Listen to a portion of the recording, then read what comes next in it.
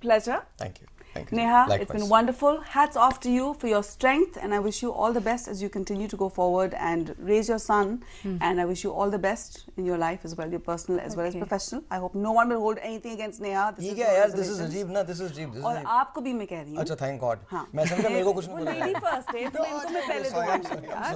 और आपको भी, honestly, I know you've been through a very tough time, and I thank you for being open and being honest with us and sharing yourself with us on No Reservations. And I give you complete respect for doing that, because not a lot of people have the guts to do that on television.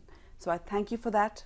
You've been wonderful, and I wish you honestly, genuinely, all the best When for are you the coming on future, my show? personally and professionally. When you call me. You're here, right? Invite तो करता नहीं है, Amy बोलता है. क्या मतलब लोग लाहौर जाके बैठ गए, कैसे इनवाइट करेंगे? हम लोगों के पास बजट ही नहीं होता. We have like, कोई बजट नहीं है हमारे पास. खैर, ये तो बात की बात है.